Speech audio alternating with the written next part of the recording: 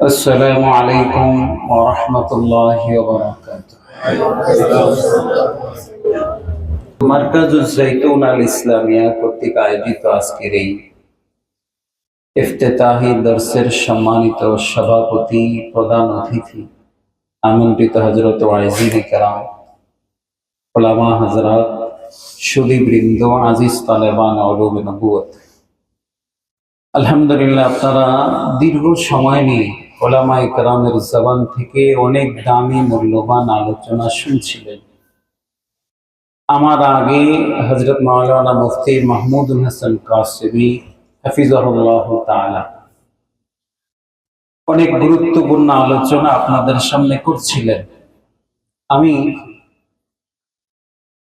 ওনার আলোচনাটাকে সামনে রেখে আরো দুই একটি কথা, যে কথাটা হয়তো উনি সময়ের কারণে বলতে পারবেন না, সময়ের স্বল্পতার কারণে, এরকম দুই একটি কথা আমি আপনারা যারা অভিভাবক আছেন আপনাদেরকে উদ্দেশ্য করে বলবো, এবং যারা আজিজ তালেবান উলুমে নবুয়ত আছেন আপনাদেরকে উদ্দেশ্য করে দুই একটা কথা বলবো, একেবারেই সংক্ষিপ্ত সময়।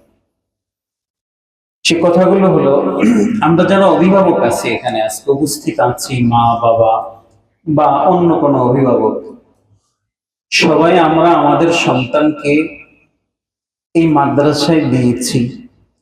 কেন দিয়েছি? কি উদ্দেশ্য দিয়েছি? তো এটা তো আমাদের মৌলিক উদ্দেশ্য হলো আমার সন্তানটা আলেম হবে, হাফেজ হবে, দিনদার হবে, মানুষের মতো মানুষ হবে, এগুলোই আমাদের মৌলিক উদ্দেশ্য থাকে।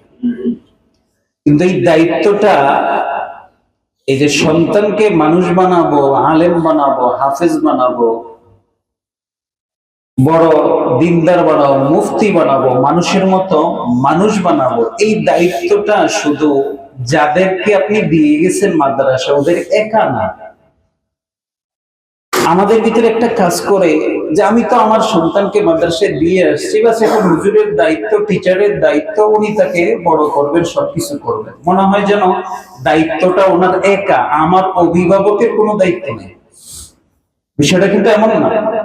মনে রাখবেন, দুনিয়ার লাইনে, দুনিয়ার লাইন আর আখিরাতের লাইন দুইটা কিন্তু ভিন্ন, এক না। দুনিয়ার সাথে দুনিয়ার শিক্ষার লাইন আর আখিরাতের শিক্ষার লাইন কখনো এক নয়, ভিন্ন জিনিস। ওখানে শিক্ষা ব্যবস্থা একরকম, ওখানে শিক্ষিত হয় একরকম, আর এখানে শিক্ষা ব্যবস্থা আরেক রকম, এখানে শিক্ষিত করতে হয় আরেকভাবে। ওখানে এককভাবে টিচাররা দায়িত্ব নিয়ে একটা সন্তানকে দুনিয়ার বড় ইঞ্জিনিয়ার বানাইতে পারে, ডাক্তার বানাইতে পারে, অন্য কোনো কাজ, অন্য কোনো ডিগ্রি তাকে দিয়ে দিতে পারে।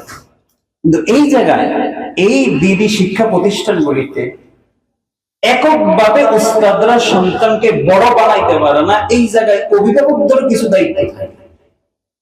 যদি দোনোটার সমন্বয় ঘটে তাহলে গিয়ে একটা সন্তান মানুষ হয়, হাফেজ করানো হয়, বড় আলেম। এই জিনিসটা আপনারা যারা অভিভাবক আছেন আপনাদেরকে দ্রুত বুঝতে হবে। যত দ্রুত বুঝবেন তত আপনার সন্তানের জন্য এটা উপকার হবে। সেই দায়িত্বগুলি কি? আলহামদুলিল্লাহ, মাহমুদুল হাসান কাজী সাহেব হাফিজাহুল্লাহ তাআলা আপনাদের সামনে বয়ান করতেছিলেন দিনদার হওয়া লাগবে।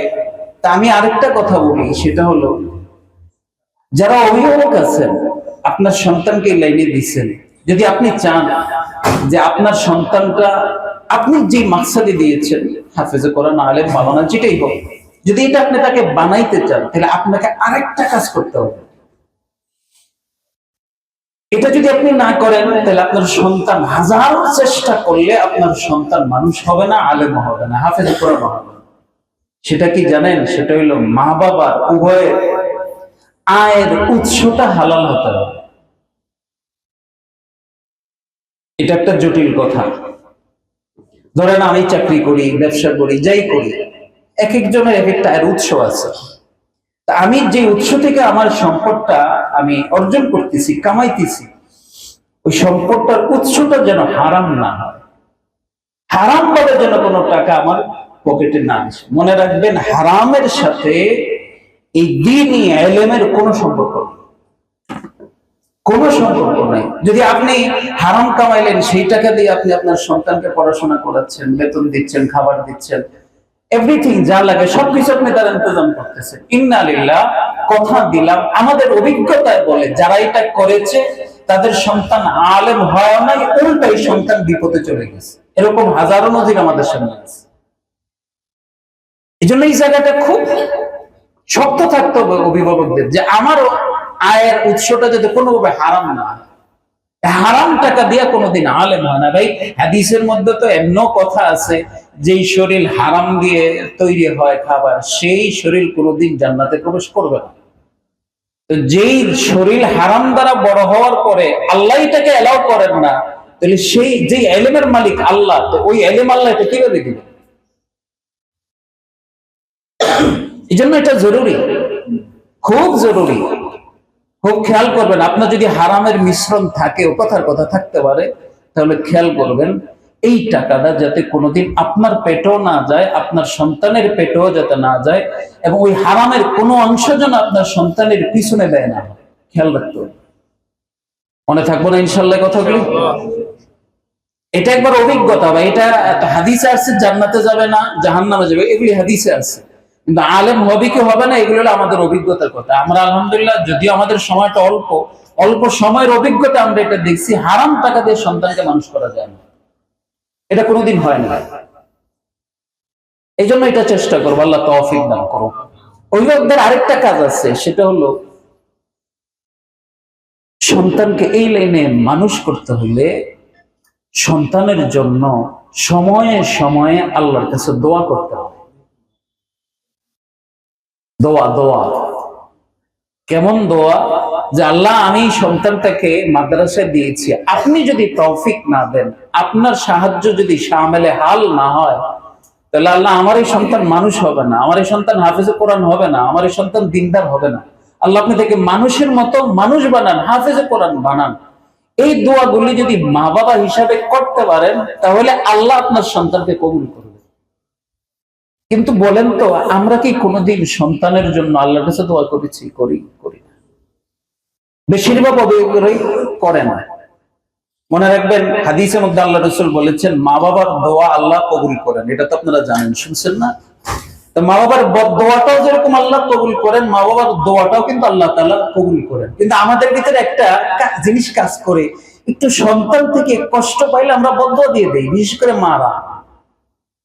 এদের ভিতরে একটা জিনিস আছে, সন্তান যদি একটু উল্টাপাল্টা করলো বা সমানে বদদোয়া দেয়। কেমন বদদোয়া দেয়? গ্রাম্য ভাষায় আছে, আল্লাহ যেন তোর চেহারা আমারে না দেখায়, আল্লাহ যেন আমি জানাজা আসলে তুই আমার জানাজা আসবি না, আমি ইন্তেকাল করলে, এরকম বহুত কথা বলে। আরো বহু গ্রাম্য খারাপ খারাপ শব্দ আছে। কিন্তু সন্তান যখন কোনো ভালো করে ফেলে, তখন কিন্তু ভালো দোয়া দেয় না। কোনোদিন শুনেছেন আপনারা? আমি শুনি নাই যে আল্লাহ আপনি আমার সন্তানটাকে এরকম করে ফেলে। এরকম মারা খুব কম বলে, মারা বদদোয়াটা দেয় বেশি। খুব খেয়াল করবেন, মা বাবার বদদোয়া আল্লাহ কবুল করে, মা বাবার দোয়া আল্লাহ কবুল করে, দুটোটা আল্লাহ তাআলা কবুল করে। এই জন্য এখানে আপনাদের করণীয় দুটা। নাম্বার এক, যদি সন্তান দেখেন উল্টাপাল্টা চলে, তাহলে বদদোয়া দিন না। কি করবেন জানেন? তার হেদায়েতের জন্য আল্লাহর কাছে দোয়া করবেন, আল্লাহ সন্তানটা সঠিক পথে নাই, আল্লাহ আপনি তাকে হেদায়েত দিয়ে দেন। আর যদি সঠিক পথে থাকে, আল্লাহ আপনি তাকে বড় আলেম বানান, আল্লাহ আপনি তাকে আমি যে মাকসাদে দিয়েছি, মাকসাদ আপনি তাকে কামিয়াবি বানান। পারবেন না দোয়া করতে? ইনশাআল্লাহ পারবেন। আপনারা বাইজিদ বুস্তামি রহমতুল্লাহ আলাইহির নাম শুনেছেন? কত বড় বিখ্যাত আল্লাহর ওলি বুজুর্গ ছিলেন। উনি এত বড় হয়েছেন কিভাবে? ওনার ইতিহাসটা তালাশ করলে দেখা যায়, ওনার মা তো বাবা ছোটবেলায় ইন্তেকাল করেছেন, তো ওনার মা তো মক্তবে দিয়ে আসছেন, লম্বা কথা। 12 বছর বয়সে বাইজিদ বুস্তামি রহমতুল্লাহ আলাইহি জাহিরি যত উলুম আছে সবকিছু তিনি অর্জন করেছেন, 12 বছরে সব শেষ করেছেন। তো ওনার মা বলেছেন, ওনার জীবনীতে লেখা, যে উনি যখন বড় আলেম হয়েছেন, তখন ওনার মা নাকি একদিন ওনাকে কথা বলছেন যে বাবা, তোমাকে আমি যেদিন থেকে মাদ্রাসা দিছি, সেদিন থেকে ইচ্ছাকৃত কোনোদিন, যেদিন আমি তাহাজ্জুদে উঠছি আর তোমার জন্য দোয়া করে নাই, দোয়া আমি করি নাই, এমন কোনোদিন হয় নাই। আমি তোমার জন্য প্রতিটা নামাজে তাহাজ্জুদের সময় যখনই উঠতাম, তখন আমি তুমি বাইজিদের জন্য আমি আল্লাহর কাছে দোয়া করছি। আল্লাহ, বাইজিদের বাবা নাই, আমরা তাকে বড় আলেম বানান, হাফেজ বানান, দিনদার বানান, দাঈ বানান, ওলি বানান। 12টা বছর প্রায় সময় বাইজিদের মা আল্লাহর কাছে দোয়া করেছে।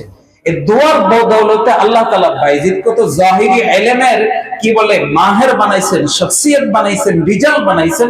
আল্লাহ তাআলা যুগ শ্রেষ্ঠ ওলিও তাকে বানায় দিয়েছেন মায়ের দোয়া। এজন্য আপনাদেরকে বলবো, আপনারা একটা অংশ প্রতিদিন নিজের সন্তানের জন্য বরাদ্দ করেন।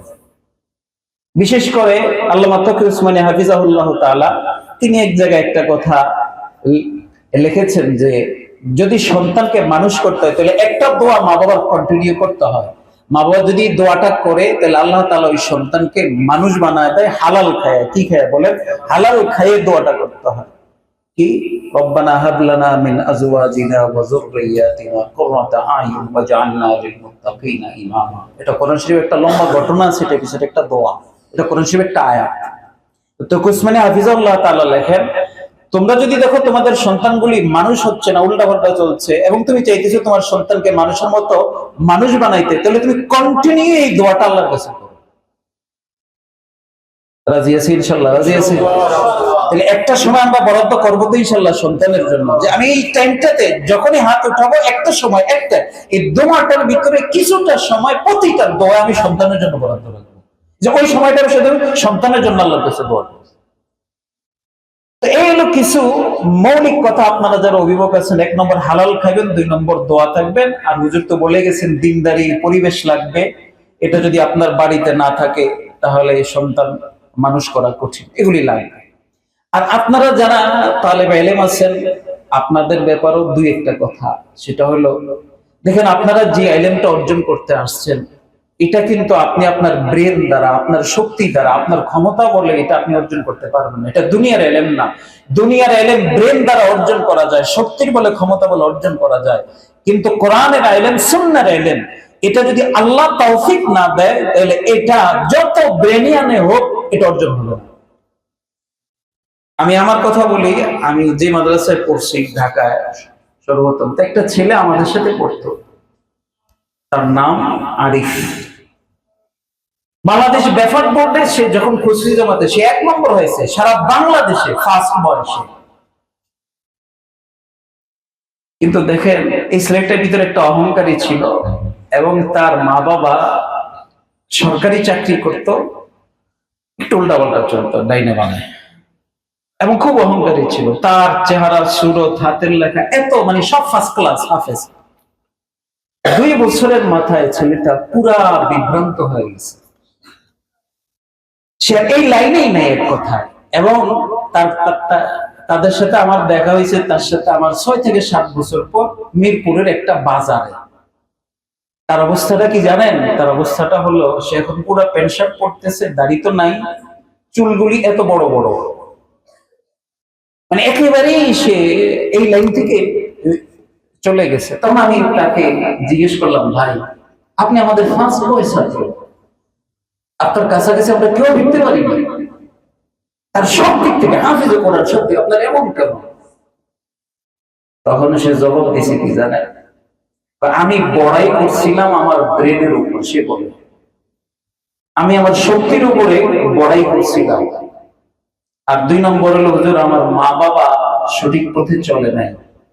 এই 2টা কারণে আল্লাহ আমাকে এই পথ থেকে বিচ্যুত করে দিয়েছে তার মত। তাহলে আমি যে কথাটা বলতে চাচ্ছি, এত বড় ব্রেনিয়ান, কিন্তু আল্লাহ তাআলা তাকে কবুল করে নেয়। সারা বাংলাদেশে সে হাজার হাজার ছাত্রীদের সে ফার্স্ট হয়েছে। কেন হয় নাই? তার তো ব্রেন ছিল, তারপরে সে কেন পারে না, টিকতে পারে না কেন? বোঝা গেল এই লাইনটা ব্রেন দিয়া, শক্তি দিয়া, ক্ষমতা দিয়া হয় না। এখানে যদি আল্লাহর তৌফিক থাকে তাহলে আল্লাহ দেয়, আল্লাহর তৌফিক না থাকলে এটা অর্জন করা সম্ভব। এই জন্য তোমরা যারা তালেবেরা আসলে এখানে তোমাদেরকে কথাটা বলবো যে তোমরাও সময়ে সময়ে, তোমরা তো আলহামদুলিল্লাহ এখানে থাকবা, 5 ওয়াক্ত নামাজ জামাতের সাথে পড়বা, প্রত্যেক নামাজের পরে তোমরা আল্লাহর কাছে দোয়া করো। তোমাদের কচি হাত মনে করো তোমরা মাসুম, নিষ্পাপ, তোমাদের গুনাহ নাই, তোমরা এখন যা চেয়ে আল্লাহ তোমাদেরকে তাই দেবে। এই জন্য আল্লাহর কাছে বলো, আল্লাহ আমি যেই লাইনে আসছি আপনি আমাকে এই পথের জন্য কবুল করেন। আপনি যদি কবুল না করেন তাহলে আমার টিকে থাকা কঠিন। রাজি আছি না? ইনশাল্লাহ রাজি আছি। নামাজের পরে ঠিক আছে ইনশাল্লাহ, যখনই পারো। এই যে তোমরা হাফেজ তাকরিমের এখন অনুসরণ করো, তাই না? সারা বাংলাদেশে ফার্স্ট হয়েছে, আর সারা পৃথিবীতে সে ফার্স্ট হয়েছে তাকরিম। সবাই এখন তার সুরটা নকল করে, কিন্তু তার উস্তাদের বক্তব্য শুনেছ? তার উস্তাদ আবার আমাদের সাথে হাফেজ মাসুম, আমরা একসাথে পড়েছি। তার উস্তাদ বলে, তার উস্তাদ আমার কাছে বলেছে, আমি একবার গেছিলাম তার ইয়েতে মাদ্রাসায় ভিজিটে, তখন সে বলতেছে, দোস্ত আমি তাকরিমকে নিয়ে একদিন মদিনায় যখন ইয়ে হবে, কি বলে, ইন্টারভিউ হবে, হঠাৎ একদিন রাত্রেবেলা দেখি সে হোটেলে নাই। ওখানে হোটেলে থাকতো, আপনারা যারা জানেন। কিরে কোথায়? খুঁজতে খুঁজতে খুঁজতে খুঁজতে তাকে তো আমি চিনি, পাই না, হঠাৎ গেল, পরে আমি হেরে নিয়ে গেছি। যাই আমরা যেখানে নিয়মিত নামাজ পড়ি প্রতিদিন, সেই জায়গায় যাই দেখি সেই জায়গায় সিজদায় পড়ে চোখের পানি ছেড়েছে, আমার কাছে কাঁদতেছে।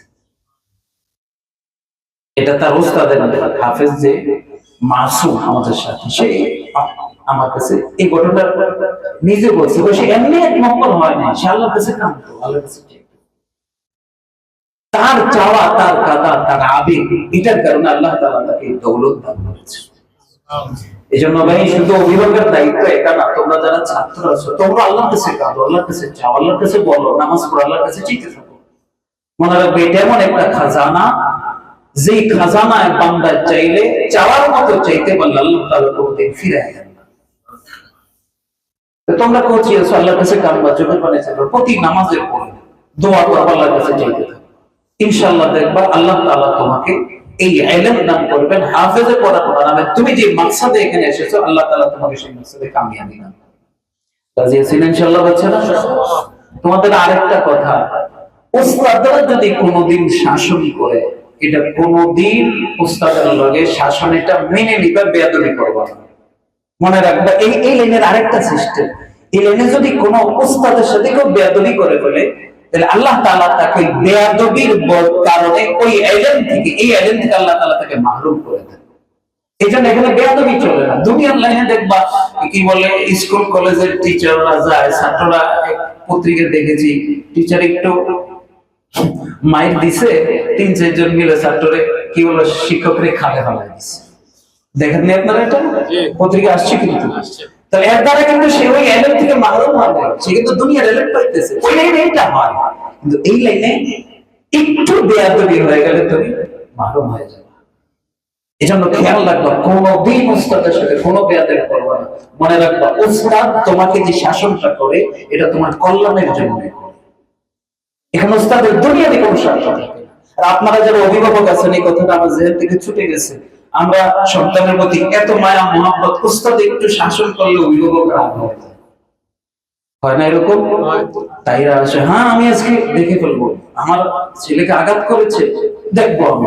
হয়তো উনি কোনো বড় অফিসার, কোনো সরকারি কর্মকর্তা, বড় কোনো উচ্চপদস্থ, এজন্য উনি খুব রাগ হয়ে যায়, উস্তাদের সাথে বেয়াদবি করে ফেলে। মনে রাখবেন, আপনার ছেলের উস্তাদের সাথে, সন্তানের উস্তাদের সাথে যদি আপনি বেয়াদবি করেন অভিভাবক হইয়া, তাহলে এই বেয়াদবির ফসল কি হবে? আপনার সন্তান মানুষ হবে না। আপনারা কি আমার কথাগুলি বুঝতে পারতেছেন? হ্যাঁ, উস্তাদরা এখন সন্তানকে কি পরিমাণ শাসন করবে, এটা উস্তাদের জন্য আলাদা দিক নির্দেশনা আছে। এখানে ইসলামের দিক নির্দেশনা আছে, যে কতটুকু মারতে পারবে, কতটুকু পারবে না, কতটুকু শাসন করতে পারবে, কতটুকু পারবে না। এটা আলহামদুলিল্লাহ উলামায়ে কেরাম উস্তাদদেরকে আলাদা প্রশিক্ষণ দিবেন। কিন্তু কোন কারণে যদি দেখেন উস্তাদ একটু অতিরিক্ত করে ফেললো, তাহলে আপনি এটার জন্য রাগ হবেন না। আপনার কাছে একটা অনুরোধ, বিনতি, রাগ হবেন না, মনে কোনো কষ্ট নিয়ে না। হয়তো তার ভুল হয়ে গেছে, হতে পারে তার ভুল হয়ে গেছে, সে মানুষ। কিন্তু এই কারণে আপনি তার সাথে বেয়াদবি করেন না, করলে আপনিও শেষ হবেন, আপনার উস্তাদ কি বলে, আপনার সন্তানও শেষ হবে। মনে থাকুন ইনশাআল্লাহ কথাগুলি। আল্লাহ রাব্বুল আলামিন অভিভাবকদেরকে কবুল করুক, আল্লাহ তাআলা ইলম আল্লাহ তাআলা কবুল করুক। আর তোমরা যারা তালেবুল ইলম আছো, তোমাদেরকে সর্বশেষ কথা, কখনো ওযু ছাড়া থাকবে না।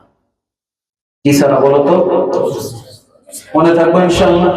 এমনি তো কোরআন শরীফ ওযু ছাড়া ধরা নিষেধ, এটা তো জানো। কোরআন শরীফ ধরলা না, এমনি আছে, তারপর ওযু ছাড়া থেকো না। কারণ কি জানো? আল্লাহ নিজে পবিত্র, আর যারা পবিত্র থাকে আল্লাহ এদেরকে পছন্দ করেন। আর আল্লাহ তাআলা তার ইলমের নূরটা দ্রুত দেন ওই পাত্র, যেই পাত্রটা পবিত্র হয়। এজন্য তোমরা যদি দ্রুত হাফেজ হতে চাও, তাহলে তোমাদেরকে 1 নম্বর আমল হলো যে তোমরা কখনো ওযু ছুটে গেলে ওযুটা করবা, বেওযু থাকবা না। আর 2 নম্বর আরেকটা আমল দিয়ে হচ্ছে, সেটা হলো যদি দেখো ব্রেনের ভিতরে কখনো সবক কষ্ট হচ্ছে, ইয়াদ হচ্ছে না, মুখস্থ হচ্ছে না, তাহলে একটা কাজ করবা। সেটা কি? সেটা হলো কিছুক্ষণ, 1 মিনিট, আধা মিনিট, 1.5 মিনিট বা আধা মিনিট হোক, কিছু সময় একটু নবীর উপরে দুরূদ পাঠ করবা। তার উপর এটা আরেক লম্বা আলোচনা। সংক্ষেপে বলি, নবীর উপরে দুরূদ এটা একটা মুয়াসসির আমল। যে সমস্যার জন্য নবীর উপরে দুরূদ করে, দুরূদের উসিলায় আল্লাহ সমস্যার সমাধান করে দেয়। মানে এটা আমি একটা নির্দিষ্ট সমস্যার কথা বলতেছি না। আপনারা অভিভাবকরা আছেন, ছাত্ররাও আছে, সন্তানেরাও আছে, সবার জন্য একই কথা। যেই সমস্যায় পড়েছে, চোখ বন্ধ করে কিবলামুখী হয়ে কিছু সময় নবীর উপরে দুরূদ পাঠ করো, ইনশাআল্লাহ এই উসিলায় আল্লাহ তোমার জেহেন খুলে দিবে। এটা আমি আমার অভিজ্ঞতা থেকে বলছি।